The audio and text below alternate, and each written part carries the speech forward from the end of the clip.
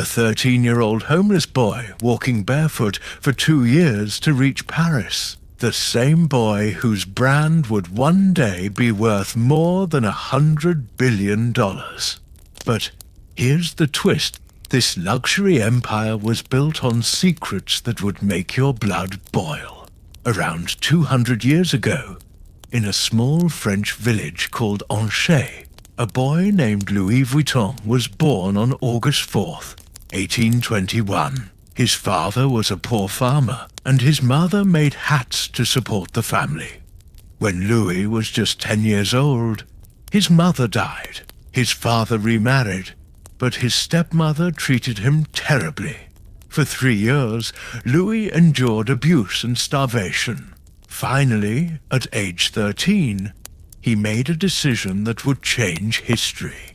He ran away from home in the middle of the night, with nothing but determination, heading to Paris.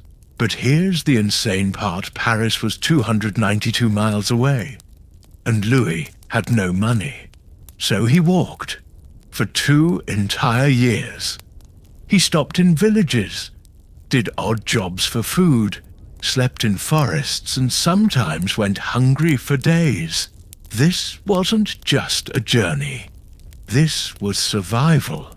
Finally, in 1837, 16-year-old Louis reached Paris, exhausted but alive. When Louis arrived in Paris, his only goal was to find food. Lucky for him, the railway service had just started, and there was a growing demand for luggage boxes. A craftsman named Monsieur Maréchal was looking for help. Louis got the job. For the next 16 years, he worked tirelessly, perfecting his craft. His work became so good that customers started asking specifically for trunks made by Louis. Then, in 1852, something incredible happened. Empress Eugénie, wife of Emperor Napoleon III, noticed his work and appointed him as her personal box maker. Overnight, Louis went from a nobody to serving royalty. In 1854, he married and opened his own shop on Rue Neuve des Capucines. A homeless boy now had a business and a home. But Louis couldn't have imagined what was coming next. At first, Louis relied on suppliers, but the quality dropped. Complaints flooded in. So, in 1858, he moved to a new location and started making every trunk himself. And here's where his genius kicked in. Louis noticed something nobody else did. Back then, people used dome-shaped trunks designed for horse carriages. But trains were now the main mode of travel, and these heavy, awkwardly shaped trunks wasted space and were a nightmare to carry. So, Louis invented the flat-top rectangular trunk. Instead of heavy pigskin, he used a lightweight, durable fabric called Trianon canvas. The design was sleek, stackable, and practical. Wealthy travelers loved it. This simple innovation revolutionized luggage forever. A flat top, that's all it took. But it came from a boy with no formal education, just sharp observation. By 1859, demand exploded. Louis understood one thing: rich people will pay any price if you make their lives easier. So, he started offering customized trunks with compartments for organization. He even designed lightweight, stylish handbags for women, which were rarely used back then. His creations became status symbols. In 1867, Louis won a bronze medal at the Paris World's Fair. 2 years later, the Suez Canal opened, revolutionizing global trade. LV bags suddenly became internationally famous. The Viceroy of Egypt awarded Louis a certificate recognizing him as a supplier to the royal family. Indian kings went crazy for LV. The King of Kapathala ordered 60 customized trunks. The King of Jammu and Kashmir ordered 38 trunks in just 7 months for everything from polo outfits to cigarette storage. But in 1870, disaster struck. The Franco-Prussian War broke out. Louis's workshop was destroyed. His tools, canvas, inventory, everything was stolen. By 1871, he had lost everything.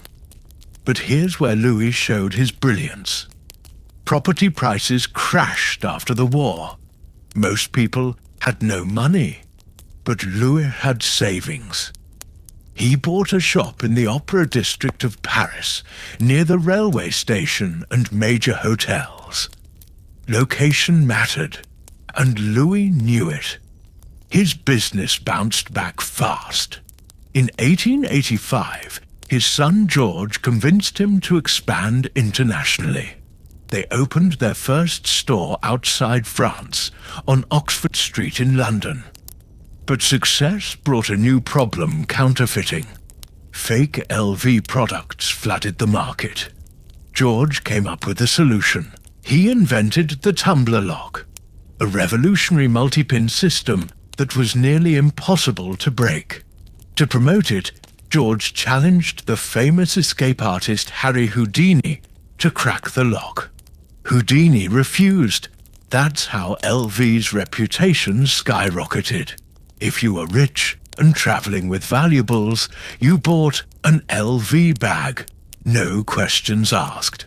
In 1889, Louis won a gold medal at the Paris World's Fair.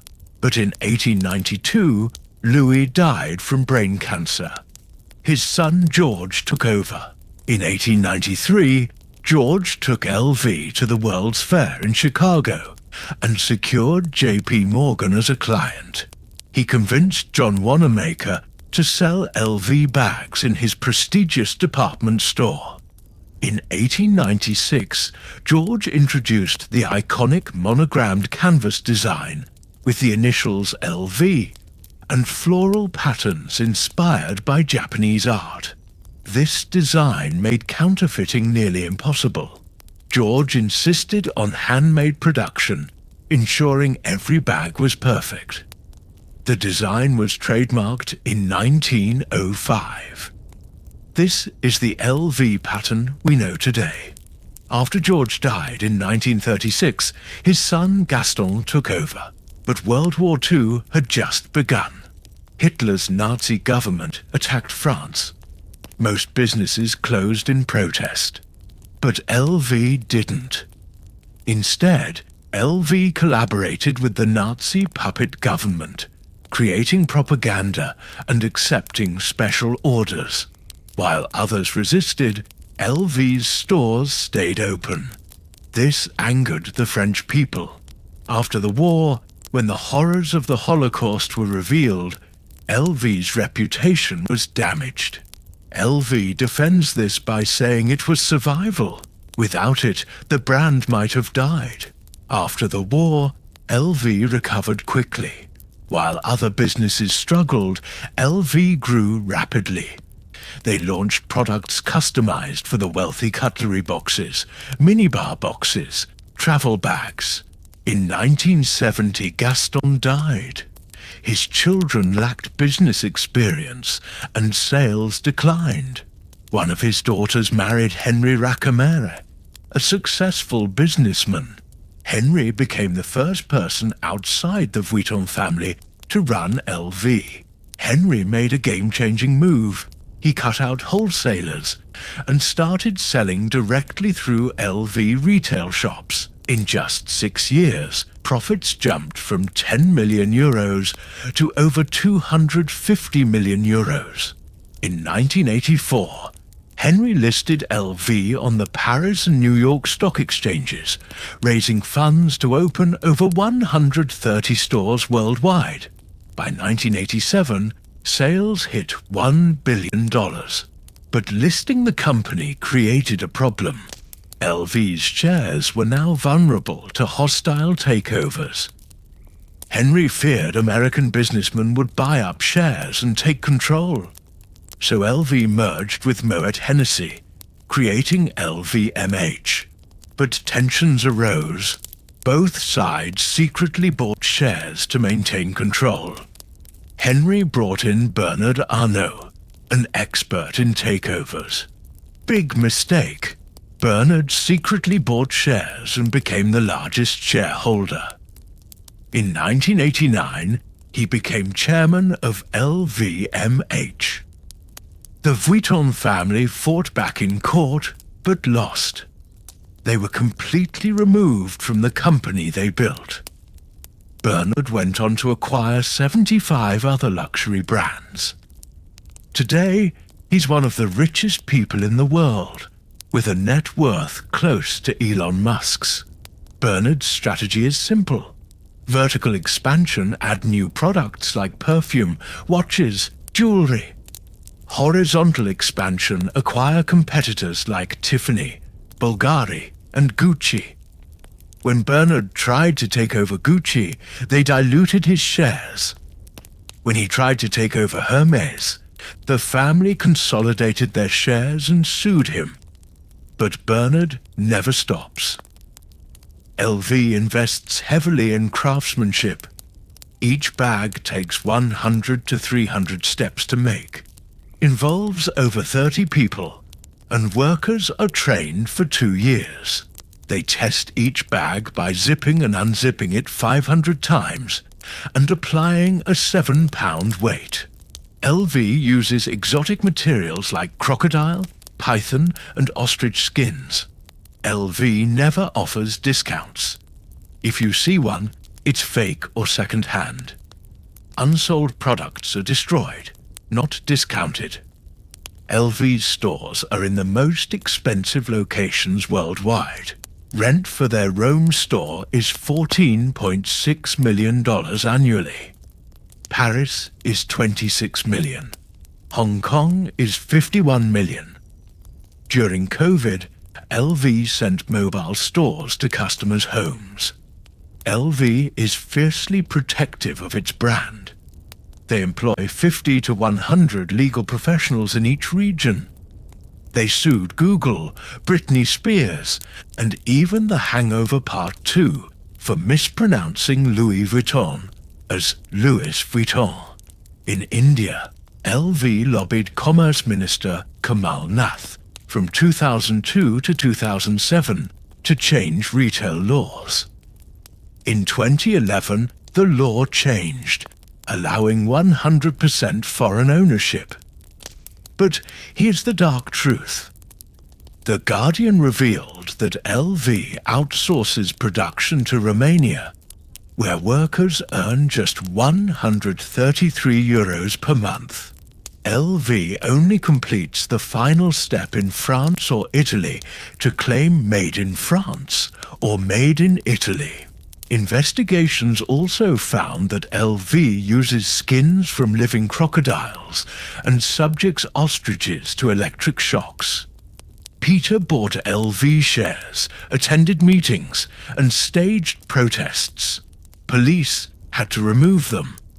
Peter still shares these videos online, campaigning against LV.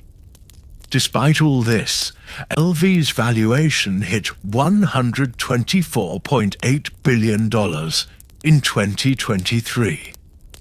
From a 13-year-old homeless boy to a luxury empire built on secrets, hard work, and ruthless strategy.